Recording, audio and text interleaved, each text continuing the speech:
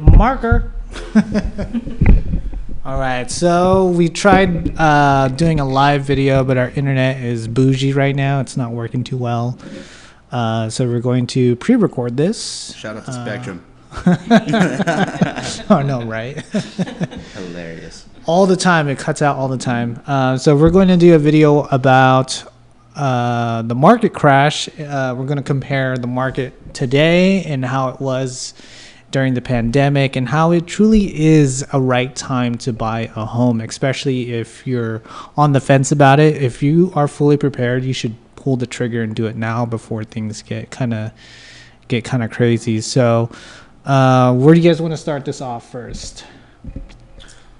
Well, let's start with where we were at in 2021. You know, I wasn't in the market selling then, but I know you guys will probably have some info on where we were at then. You know, I know everything was really expensive. Rates were super low. You know, and obviously when rates are super low, you know, sellers boost their prices higher and higher because people can afford more house.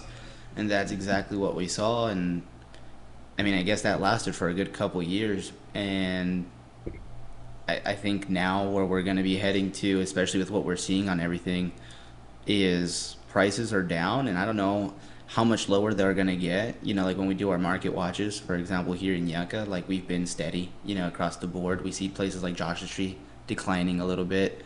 And we've actually seen spots in like 29 kind of ramping up a little bit. And so it kind of gets you thinking, like, will we ever get back to how prices were a couple years ago? Will prices ever get much lower than they are right now? And that's a really big question that I think a lot of people are having when they're going to buy their houses. They're wondering, am I getting a bad deal right now, or am I actually in the better spot? You know, and I guess without an expert's help, you're never really going to understand that. Yeah, everything is always changing. That is a very hard question to answer. Super hard. Am I getting a good deal or a bad deal? In my perspective, when I bought my home, I thought I was getting a good deal just because I bought my house during the pandemic, and a lot of homes were just flying off the shelf. Like, it was so hard for me to put in an offer without going in above the asking price. But I feel like I got really lucky with this particular seller. He seemed pretty fair, and he didn't ask for any crazy counters. In fact, he actually gave us a $10K credit during escrow, just because, I mean, the house needed a lot of work. So that saved us a lot of pocket money to do those repairs. I only did like maybe 2 of them so far. What month or year did you buy that house?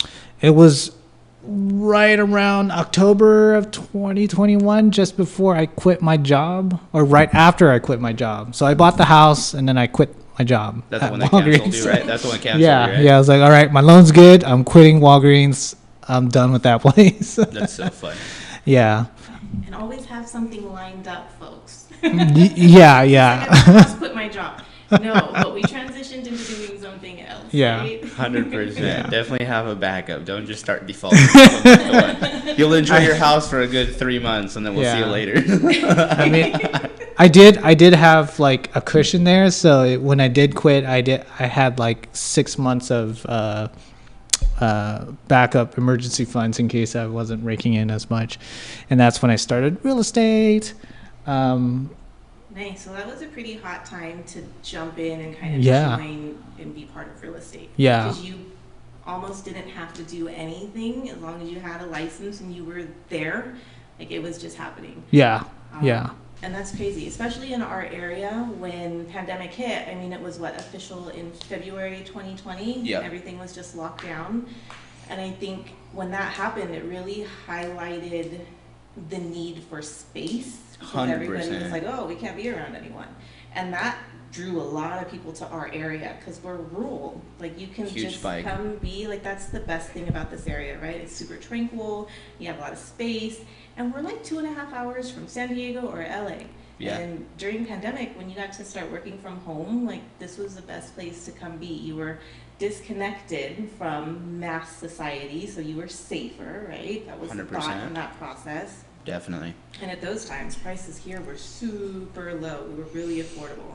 This area was primarily retirement community, like back in the day before we got definitely insta famous during the pandemic. So crazy. The park, everyone coming to camp out in the park, places like Giant Rock, people pulling out toy haulers and camping trailers and posting up in the middle of the desert for weeks on end. It was crazy. And like Christina says, you're 2 hours from just about every major place, San Diego, LA.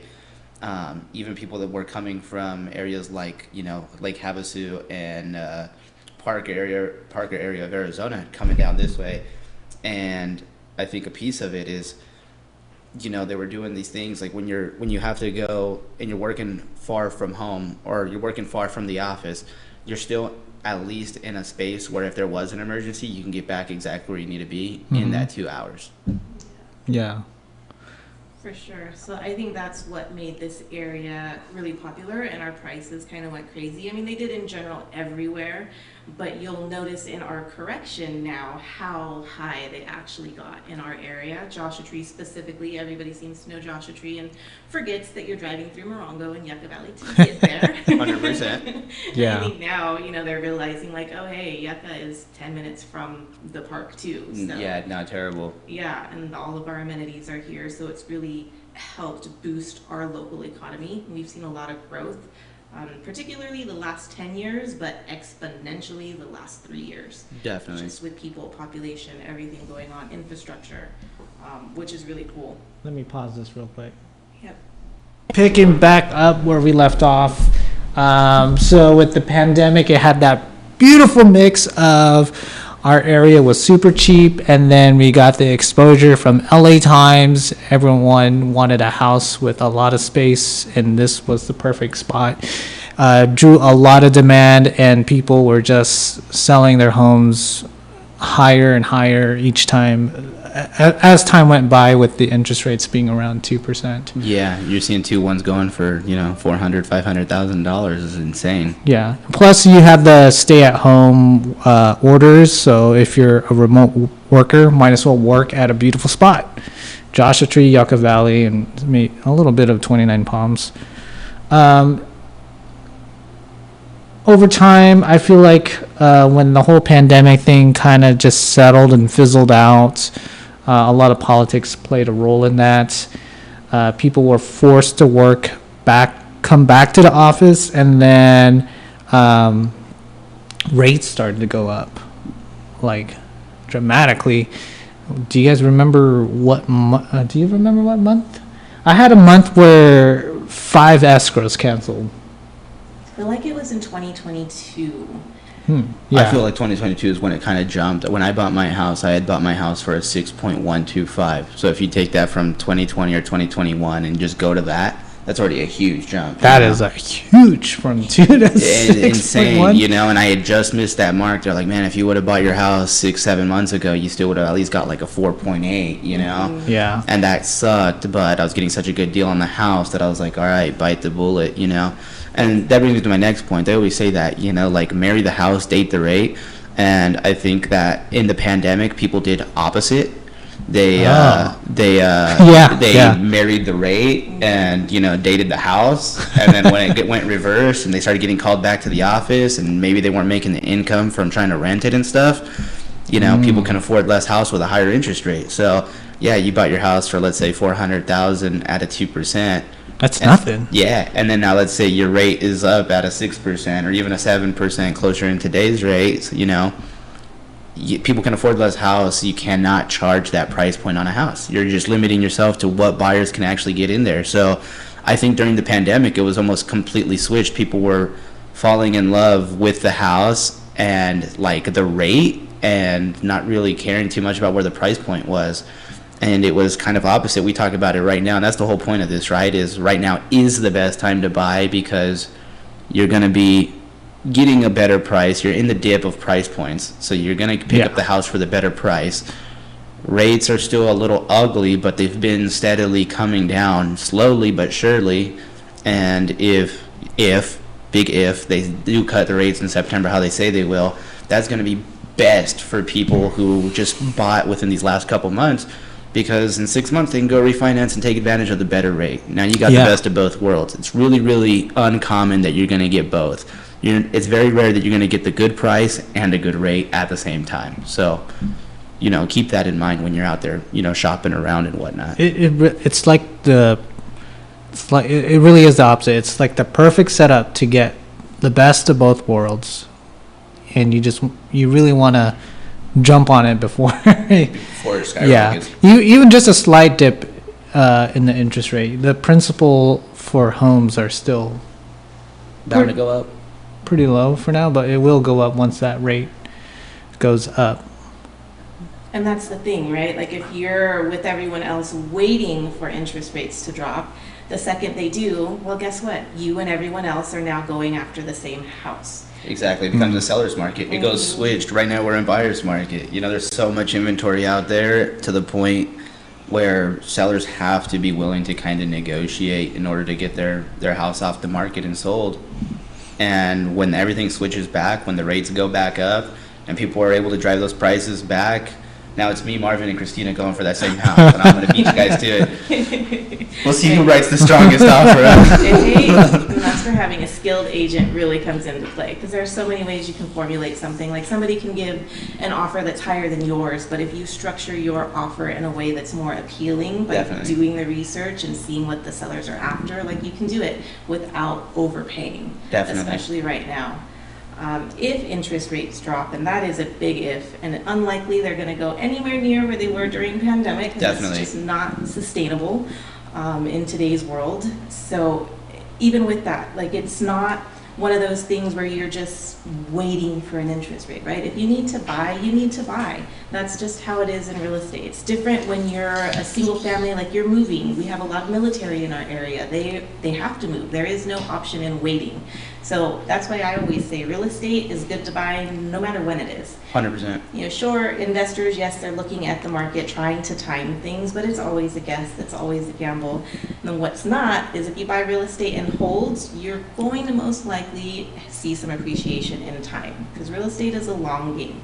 In general, like you can do let's buy it, do a quick flip. We saw a lot of that during pandemic time where they got in like beginning 2020 before it really skyrocketed. Yeah. And people were buying stuff, fixing it really fast, and you could tell. Those were the people that cut corners. Yeah. That wasn't, to me, that's not real estate shopping. That's more like gambling, and you're not really buying a house. You're just gambling. Yeah, like the stock market, doing a quick flip. And that's what we saw a lot of during pandemic times. That's why the price differences are so huge. We were listing things and selling. I listed a commercial property, $464. It sold at $635. Whoa! Wow! $170,000 over list price. That's insane. Yeah, that one we had 20 offers. Congrats! For all cash. Like those times were insane. So, Christina's office had your office had 20 offers, and you had string across the room, like this offer leads to this, and this one leads to that. Seriously. Your kids walked in, it's like, what's going on, Mom? You turn around like with that mad glare. It's like, this is for my client. Yeah, it was stacks. I gotta pick the right string. Right? Yeah, no, that was definitely the best time to be a seller, for sure. Especially because a lot of those people picked up properties back in the day. We're talking 80s, 90s. They were paying under $100,000 for their house. Like that is unheard of. Definitely. Yeah, houses in 29 were like going for 45, 50 back then. I think that was in 1994. I think the average price. I think. What did you say? 1994, the average price was? 45, 50-ish. Oh my goodness! Yeah. Because my parents' home was, I think, 65 when we came here in 90. I think in 04 when we bought in Landers, my parents had bought a manufactured home, the one that I actually live in now that I bought from them on that 5 acres, and I think they bought that for like $60,000. Yeah. 5 acres, manufactured home, had a cabin on it. Like, man, times were great. I was telling people, instead of trying to graduate in 2017, I should have been buying a damn house. Right? Hindsight. Crazy, man. I remember my first job was paying like $5.35, and I thought that was balling. I was like, oh shoot, I'm almost to the 6. Right? Dude, So funny. And that's why interest rates right now in the 6s and 7s seems like a lot because we're comparing it to the 1 and 2s of the pandemic. But when you look at like 80s, in the 80s, they were 16 to 18%. Yeah. You know, so 6 to 7, it's not horrendous. And the 1 to 2s, just like delete that from your brain. You get that out. That's we're probably never gonna see that again. And if we do, we're gonna have to get back into another pandemic. And what's the chances of that hitting within the next 10 years, 15 years? I'm not saying it's zero, but I am saying that it's probably going to take a while. Yeah. You know, like the way that we went completely shut down in COVID and businesses were shutting down and people were really going home, I've never seen anything like it. Not with the swine flu, all that other little stuff that was, you know, out before that. Yeah. None of that created that type of scenario, you know. And so, like she says, you know, those 1 and 2%, get them out of your brain. We'll probably never get to those again, and you know, certainly certainly not anytime soon. And that's where prices are at too. You guys keep in mind too. You know, we're not just talking about rates too, but we're talking about house prices in 1995 and 04 and stuff like that. We'll probably never see houses get back down to being 60 grand for a 2-2. You know, like that's super tough. That's super tough. So you know, you got to watch where things are switching, and a really good way to do that for anyone who's out there like, hey, what do you guys do to check your numbers? Go for where you're at. If you're in the market right now and you're going to be searching, you know, say right now it's August and you know you're going to be searching till about October, go look at the trends from 2023 and 2024 in August, September, October of those years where house prices were at. And that's going to give you a good idea of like, hey, have prices gone up? Have they been coming down? Have they been staying steady? That's going to give you a good baseline of what to expect, you know, in the future. Yeah, for sure. And as we've been watching market trends, we've seen the correction. It feels like we have been pretty stable. Like Yucca Valley has been pretty stable. Joshua Tree is still dipping a little bit, but they also way skyrocketed. They went way too high, you know, they went way too high. That's what happened there. Yeah, so it makes sense. And 29 Palms is starting to pick up a little bit because I feel people are understanding now what 29 offers and its proximity to the park. A lot of people don't realize that there is another park entrance over there. Definitely. So if you're like, you know, doing the Airbnb thing or looking for something that's going to draw people, 29 Palms has a lot going on for itself too. And I think it's starting to be a bit known now. I had a little bit of a debate the other day of whether it was better to own a rental property in, you know, Joshua Tree or 29 Palms, and where you can make the most profit, what's more secure, what's more guaranteed. And, you know, I happen to be on the side of the fence where I thought 29 Palms was the better area to have. You know, I just feel like there's more security there with how many Marines they keep pulling into that base and everything like that. I feel like it'd be very, very hard to go without rentals. And then you run into times like the hottest point right now in the summertime, and you could definitely see that Airbnbs in Joshua Tree have taken a little bit of a dip and stuff like that because it's just not Joshua Tree season. Right. You start to get into, you know, spring and fall and even winter are hot in Joshua Tree, you know, like not hot temperature wise, but I mean like hot for people to come visit because they could actually get outside and enjoy the space. Yeah. And so when you talk about guaranteed being able to put someone in a rental and, you know, provide some income back to you, I just have a hard time seeing anything in 29 not renting, you know, actually, especially if you did long term, which I guess comes down to another debate whether long term or short term is better, but I guess that just comes down to the city basis. So yeah, and your personal preference, what you're wanting out of your investment. Definitely.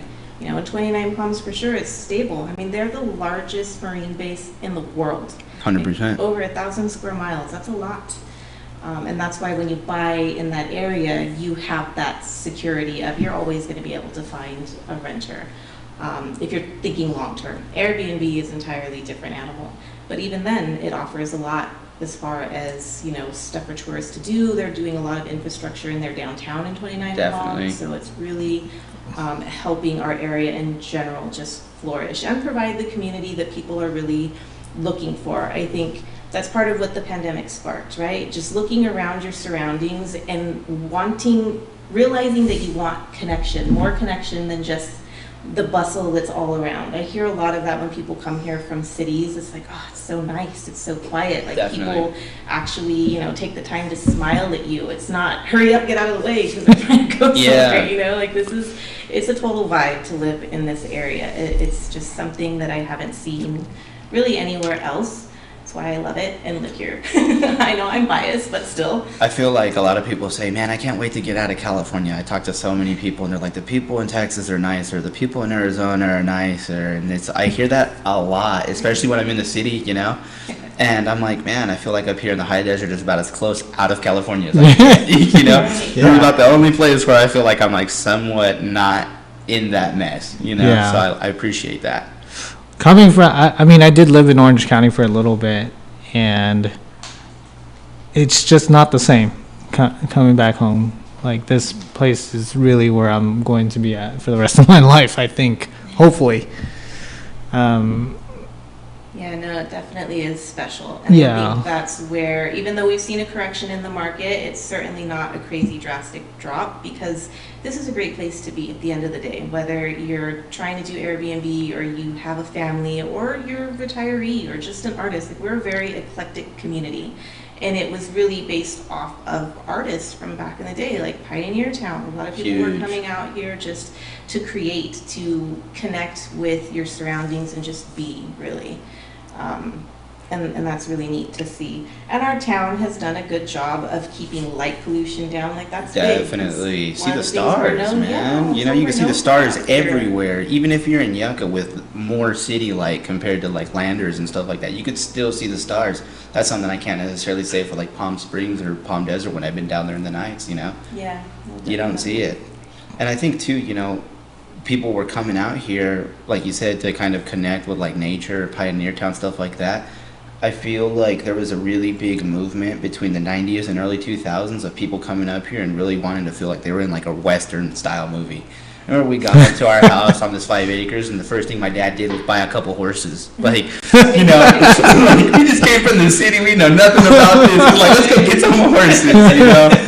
So it's like one of those things. It's just, it's super unique. You have a lot more option. And I think where we're a little different right now too is Yucca Valley, Morongo, 29 Palms, Joshua Tree, everywhere here. We're still in a position where we're just growing. We're not overpopulating yet like a lot of cities are. Yeah. You know, you run into places like, I guess, you know, Palm Springs, you know, Riverside, San Bernardino. You get to those cities and you start seeing them getting more and more packed, you know. They're trying to fit in a quarter acre parcel a lot, you know, 0.10 of an acre. They're trying to put a house on it. You can reach out your window and ask your neighbor for toilet paper for your house, you know, like, it's crazy. So up here, I think it's still more, we're still more in a phase where we're just growing, not overpopulating. And I think that's also a blessing, you know, in itself. Get it while you can. Seriously. Yeah. For sure. So I think that I've pretty much covered everything that we wanted to talk about, except who gets hurt in a housing market crash. I'm pretty sure everyone gets hurt. I think kind of because banks tighten up on funding, so you have to jump through hoops and sacrifice less buyers are qualifying, an organ to get qualified.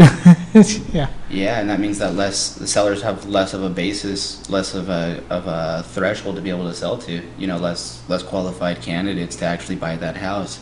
So I think it kind of hurts everybody. I think the only person that actually really wins in that is someone who's maybe had their pockets lined as an investor for a while and are like, all right, you have to sell that. The average consumer definitely gets hurt during the housing market crash, and if you think you can get a good deal, you just got to be prepared to fight off another investor with cash on hand. Yeah, for sure. And I think, I mean, a crash, we're talking like 2008 was a crash. Oh, that man. was a crash. And this, what we're in, is a correction. So there's a difference with the crash and a correction. Like, crash happened because of, you know, the unruly lending practices. People were getting ninja loans. Yeah. People were getting approved when The they shouldn't have adjustable been. rate mortgages, not knowing what that meant because the rate sounded really good at the time, but then a year from now, all of a sudden it's double and you cannot afford that. Like, it was just not good lending practices. So I feel like when that crash happened, a lot of regulation came into place. Things were changed up a lot with lenders, and we don't see that anymore. Lenders learned their lesson. That was hard. I mean, it was hard for everybody in general, but the banks got hit the hardest with that. And they think with that realization, they have changed practices to where now I'm not really seeing that we're going to be having any type of crash. Correction, absolutely, because we just went up like crazy. And we've seen it. Yeah, we've seen it already. We are there now. Yeah, so unless some crazy unforeseen event happens in the near future, I don't think we're in crash zone. This is just correction. So nothing like, you know, the news is always throwing stuff out like the sky is falling. You turn on the news, there's never anything positive. Seriously, you got to really pick your news. You got to know where you're going. Like, if you want to know about something, just do your research on that, because if you try to go get the whole story from a news page, man, you probably just leave there a little more depressed than you started the morning. Yeah. For real. And if you're thinking real estate, talk to a professional. Seriously. We're, you know, in the field every day, boots on the ground. We're doing the research for you. Like, that's what we're here for. And it's all good. Real estate is always good. You just got to find what's good for you. Please don't fall into the trap of listening to your brother's friends, sister's uncle that he bought a house in 2017 and, you know, this is what you need to do. I'm not saying not to take advice from the people that you trust the most, but I am saying to always double check your resources as well. You know, you never want to just take one source and make that your primary answer or your primary movement. Dig a little deeper for yourself. Double check those answers that you're hearing from people. You know, even us, if you ever ask one of us a question, I encourage you to go do your research and try to see if you can prove me wrong somewhere, you know, like find out, you know, and same thing for those people that you want to trust out there that personally give you advice. Double check their work too and see if anything they're saying is valid. Yeah. You gave me a really good video idea just now. So we're going to have to film that later. All right. I like it. Just that whole statement right there. The sisters, or the brother's friends, sister's uncle's cousin. You hear that so many times. That's funny. All right, guys. Well, thank you guys for tuning in to our CNS podcast for the day. We'll be having some more information for you guys here in the upcoming weeks, and it was a pleasure speaking with you guys. Awesome. See you guys later.